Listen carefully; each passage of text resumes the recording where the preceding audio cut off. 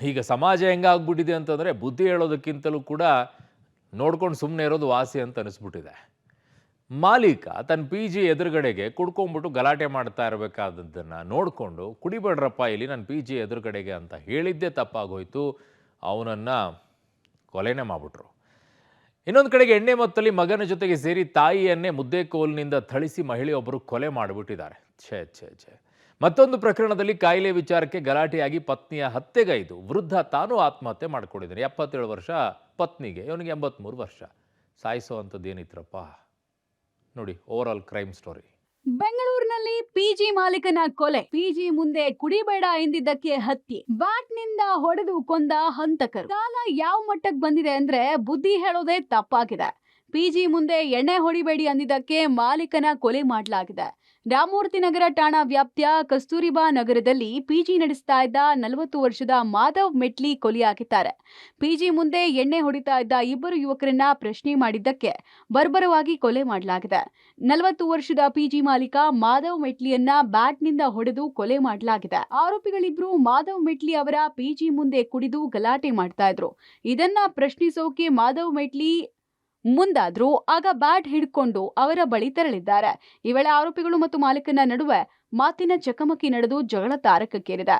ಮಾಧವ್ ಮೆಟ್ಲಿ ಬಳಿ ಇದ್ದ ಬ್ಯಾಟ್ ಕಸಿದು ಮನಬಂದಂತೆ ಹಲ್ಲೆ ನಡೆಸಿ ಸ್ಥಳದಿಂದ ಪರಾರಿಯಾಗಿದ್ದಾರೆ. ಗಂಭೀರವಾಗಿ ಗಾಯಗೊಂಡಿದ್ದ ಮಾಧವ್ ಮೆಟ್ಲಿ ಚಿಕಿತ್ಸೆ ಫಲಕಾರಿಯಾಗದೆ ಮೃತಪಟ್ಟಿದ್ದಾರೆ. ಪರಸ್ಪರ ಒಂದು ಓನರ್, ಪಿ ಜಿ ಓನರ್ ಮತ್ತು ಇಬ್ಬರು ಯಾರು ಅಲ್ಲಿ ಅವರು ಇದ್ದರು, ಅಲ್ಲಿ ಅವರವ್ರ ಜೊತೆಗೆ ಮಾತಿಗೆ ಆಗಿ ಜಗಳ ಆಗಿ ಒಂದು ಮರ್ಡರ್ ಆಗಿದೆ.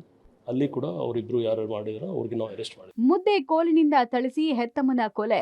ಎಣ್ಣೆ ಮತ್ತಲ್ಲಿ ಮಗನ ಜೊತೆ ಸೇರಿ ಕೊಂದ ಪಾಪಿ. ಎಣ್ಣೆ ಮತ್ತಲ್ಲಿ ಮಗನ ಜೊತೆ ಸೇರಿ ತಾಯಿಯನ್ನೇ ಮಹಿಳೆಯೊಬ್ರು ಕೊಲೆ ಮಾಡಿದ ಘಟನೆ ಬೆಂಗಳೂರಿನಲ್ಲಿ ನಡೆದಿದೆ ಹಾಗೂ ಇಡೀ ಜನರನ್ನ ಬೆಚ್ಚಿ ಬೀಳಿಸಿದೆ. 75 ವರ್ಷದ ಜಯಮ್ಮ ಎಂಬುವರನ್ನ ಮೊಮ್ಮಗ ವಿಕಾಸ್ ಮತ್ತು ಮಗಳು ಭಾಗ್ಯಲಕ್ಷ್ಮಿ ಕೊಲೆಗೈದಿದ್ದಾರೆ. ಕಳೆದ 21ನೇ ತಾರೀಕು ರಾತ್ರಿ ಕೆಂಗೇರಿಯ ಸುಭಾಷ್ ನಗರದಲ್ಲಿ ನಡೆದಿರುವ ಕೊಲೆ ತಡವಾಗಿ ಬೆಳಕಿಗೆ ಬಂದಿದೆ. ಮುದ್ದೆ ಕೋಲಿನಿಂದ ಥಳಿಸಿ ಹೆತ್ತಮ್ಮನನ್ನ ಕೊಂದ ಮಹಿಳೆ ಹಾಗೂ ಮೊಮ್ಮಗ ಈಗ ಪೊಲೀಸರ ಅತಿಥಿಯಾಗಿದ್ದಾರೆ. ಜಯಮ್ಮ ಕುಟುಂಬ ಮದ್ಯಪಾನಕ್ಕೆ ಅಡಿಕ್ಟ್ ಆಗಿತ್ತು. ಕುಟುಂಬದ ಆಸ್ತಿಯನ್ನ ಮಾರಿ ಕುಡಿಯೋದೇ ಇವರ ಖಯಾಲಿಯಾಗಿತ್ತು.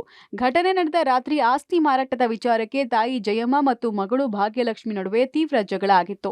ನೀನು ಆಸ್ತಿ ಮಾರಿ ಕುಡಿತೀಯ ಅಂತ ಭಾಗ್ಯಲಕ್ಷ್ಮಿ ತಾಯಿಯೊಂದಿಗೆ ಮಾತಿಗೆ ಮಾತು ಬೆಳೆಸಿದ್ದಾಳೆ. ಜಗಳ ತಾರಕಕ್ಕೇರಿದಾಗ ಭಾಗ್ಯಲಕ್ಷ್ಮಿ ಮಗ ಕುಶಾಲ್ ಕೂಡ ಜಗಳಕ್ಕೆ ಸೇರ್ಕೊಂಡಿದ್ದಾನೆ.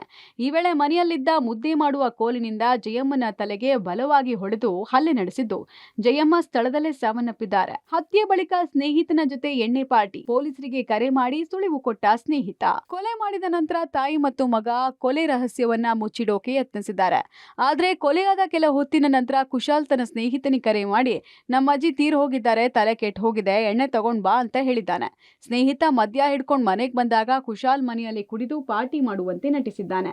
ಈ ವೇಳೆ ಕುಶಾಲ್ ಸ್ನೇಹಿತ ಜಯಮ್ಮನ ಮೃತದೇಹವನ್ನು ನೋಡಿ ಆಘಾತಕ್ಕೊಳಗಾಗಿದ್ದಾನೆ.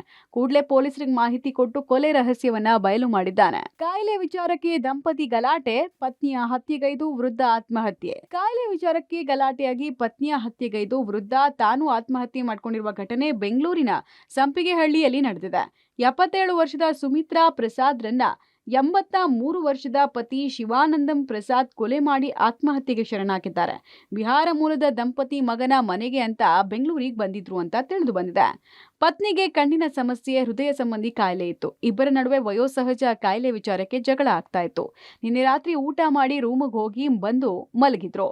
ಈ ವೇಳೆ ಇಬ್ಬರ ಮಧ್ಯೆ ಜಗಳ ಆಗಿದೆ. ರೊಚ್ಚಿಗೆದ್ದ ವೃದ್ಧ ಪತಿ ಉಸಿರುಗಟ್ಟಿಸಿ ಪತ್ನಿಯನ್ನ ಕೊಂದು ಬಳಿಕ ತಾನು ಆತ್ಮಹತ್ಯೆ ಮಾಡಿಕೊಂಡಿದ್ದಾನೆ. News desk, public TV.